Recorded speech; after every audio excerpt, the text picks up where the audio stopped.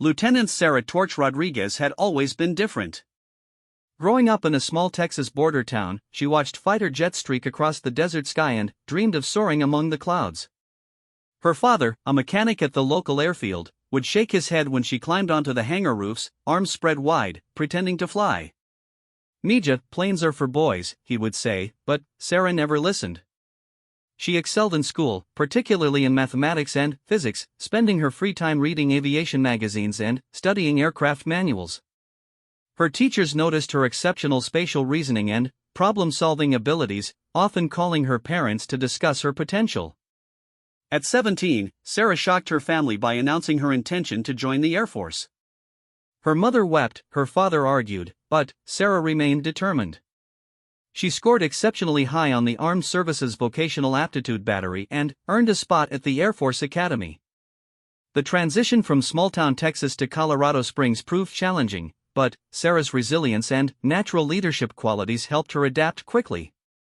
During her sophomore year, Sarah discovered her true calling during a guest lecture about combat search and rescue operations.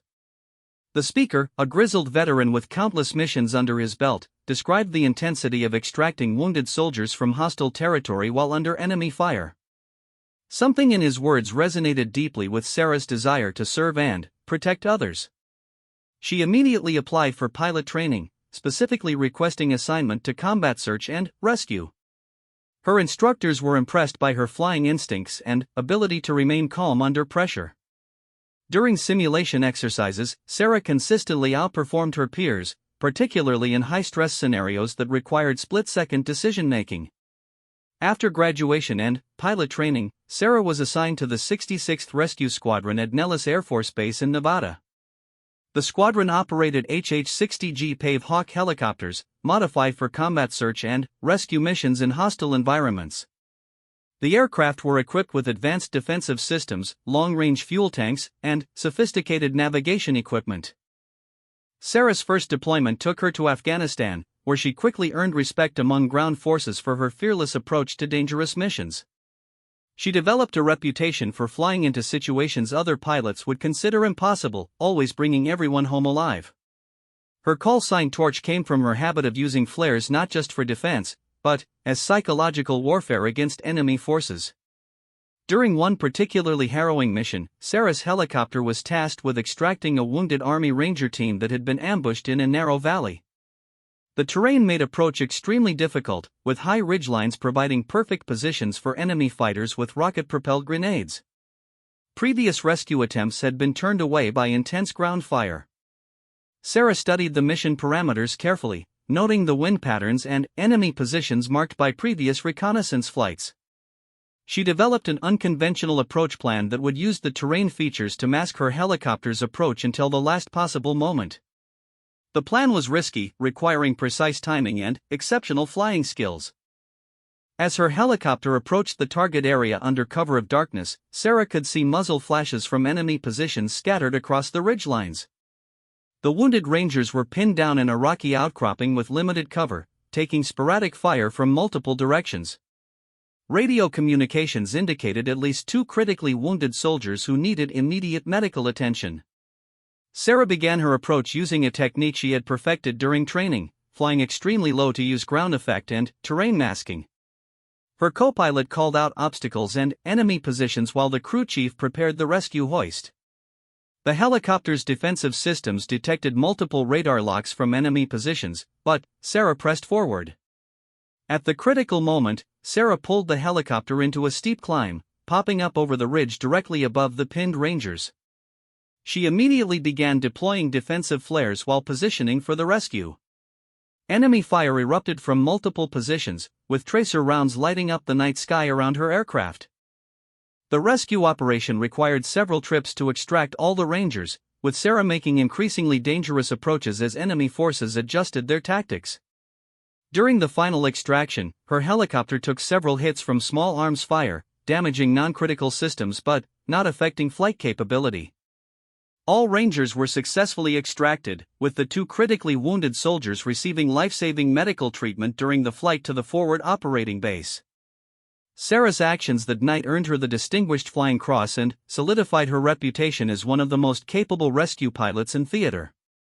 Word of Sarah's exceptional flying abilities began spreading beyond her squadron. Special operations units started specifically requesting her crew for their most dangerous missions. She participated in joint operations with Navy SEALs, Army Rangers, and Delta Force, earning the trust and respect of the special operations community.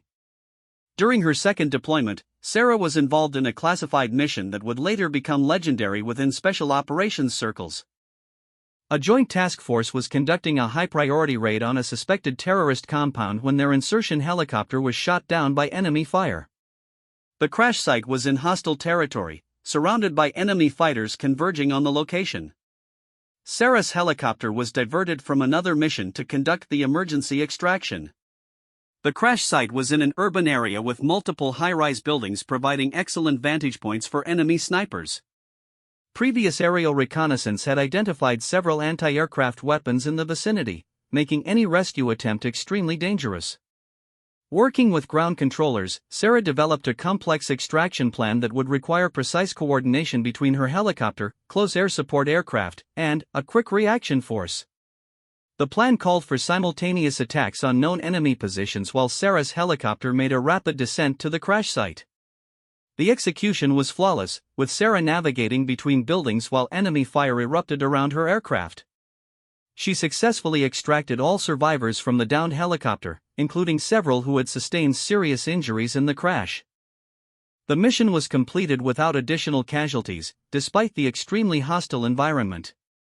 These successful missions led to Sarah being assigned to an elite joint task force that conducted the most sensitive special operations missions in the region. She worked closely with various special operations units, developing specialized tactics for helicopter operations in extremely hostile environments. Her reputation for completing impossible missions under fire made her the go-to pilot for operations that other crews couldn't handle. Sarah's innovative tactics and fearless leadership style influenced rescue doctrine throughout the special operations community. She was promoted ahead of her peers and given increasing responsibility for training other pilots in advanced combat search and rescue techniques. The mission briefing took place in a sterile conference room at a classified location somewhere in Virginia. Sarah sat among a carefully selected group of pilots, all veterans of multiple combat deployments with impeccable records. The briefing officer, a stern colonel with graying temples, explained they were being considered for assignment to a highly classified program. Project Nightingale, as it was designated, involved providing helicopter support for the most sensitive special operations missions conducted by joint task forces. The program required pilots capable of operating in any environment, under any conditions, with zero tolerance for mission failure. Selection would involve extensive psychological evaluation, advanced training, and security clearance upgrades. Sarah's background check revealed her spotless record and numerous commendations from special operations commanders.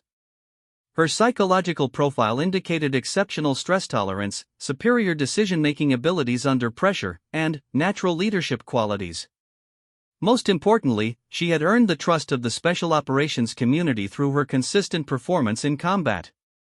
Training for Project Nightingale took place at various classified facilities across the United States. Sarah learned advanced night vision flying techniques, precision navigation in GPS-denied environments, and specialized tactics for operating in urban warfare scenarios.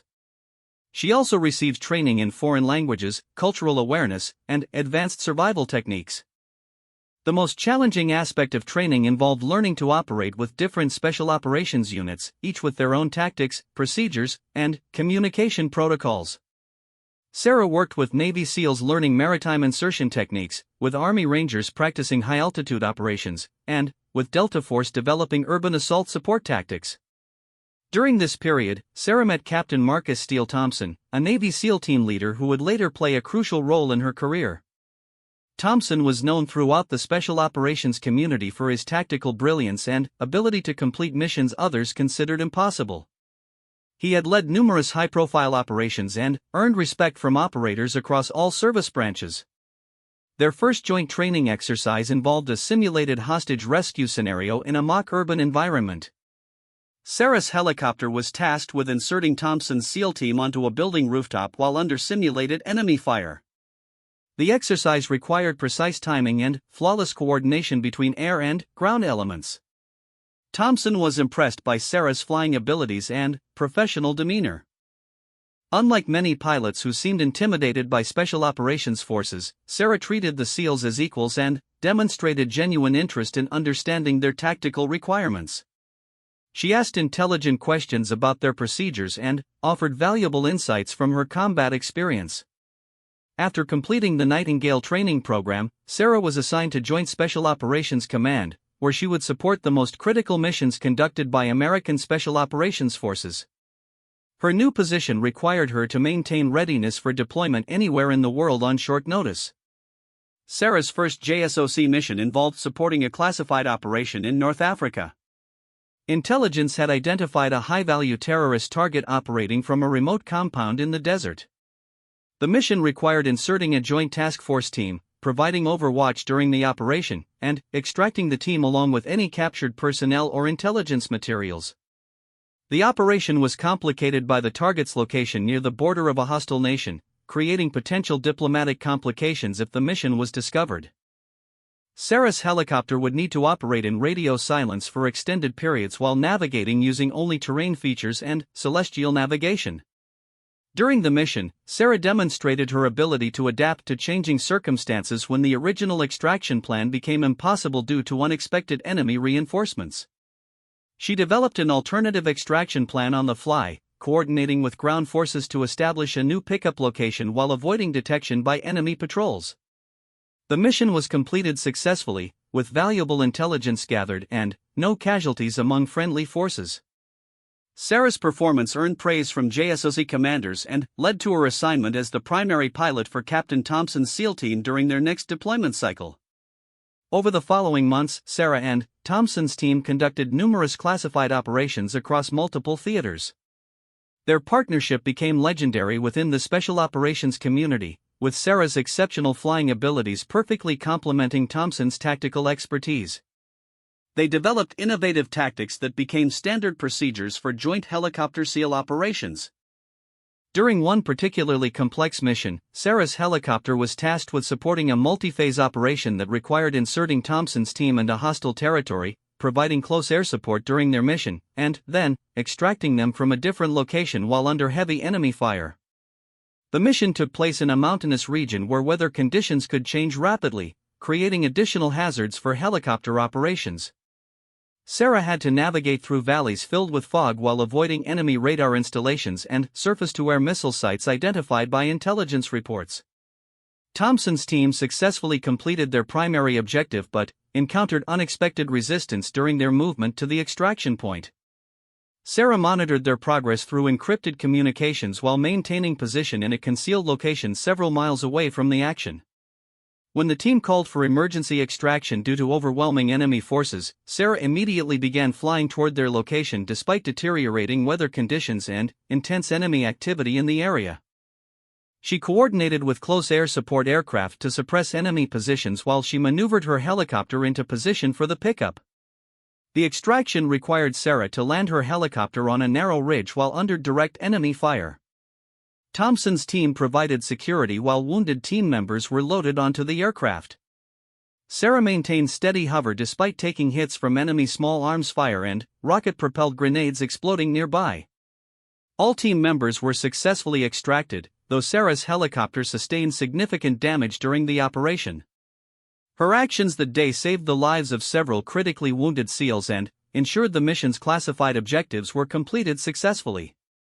Following this mission, Thompson specifically requested that Sarah's crew be assigned to support all future operations conducted by his team. Their professional relationship had developed into mutual respect and complete trust, with each understanding the other's capabilities and limitations. Sarah's reputation within JSOC continued to grow as she participated in increasingly complex operations. She became known for her ability to think tactically like the special operations forces she supported, often suggesting modifications to mission plans that improved their chances of success. Her call sign Torch 5 was assigned during her rotation with JSOC, indicating her position as the fifth pilot in the unit while maintaining her original Torch designation from her combat search and rescue days. The number 5 became significant within the unit as it represented a pilot capable of handling the most dangerous missions. Thompson and his team began using Torch 5 as their preferred call sign when requesting helicopter support, knowing that Sarah would be piloting the aircraft. Other SEAL teams started requesting Torch 5 specifically for their missions, recognizing her exceptional abilities and track record of mission success. The emergency call came through encrypted channels at 0347 hours on a foggy morning at the classified airfield. Sarah was already awake, reviewing mission briefs in the ready room when the alert tone echoed through the facility. Intelligence had intercepted communications indicating an imminent terrorist attack on American diplomatic personnel overseas. A joint task force was being assembled to conduct an immediate response operation. The mission would require inserting a SEAL team into hostile urban terrain, providing air support during their operation, and extracting both the team and rescued personnel under potentially heavy enemy fire. Sarah suited up quickly, conducting her pre-flight inspection with practiced efficiency. Her crew chief and co-pilot had worked with her on dozens of similar missions, creating a seamless team capable of operating in the most dangerous environments. Their helicopter had been specially modified for these types of operations, equipped with advanced defensive systems and communication equipment. The flight to the target area took several hours, with Sarah navigating using classified routes that avoided detection by hostile radar systems. During the transit, she studied updated intelligence reports and coordinated with other aircraft participating in the mission. The target location was a compound in an urban area known for heavy terrorist activity. As they approached the objective area, Sarah received updated information about enemy dispositions and potential threats to her aircraft.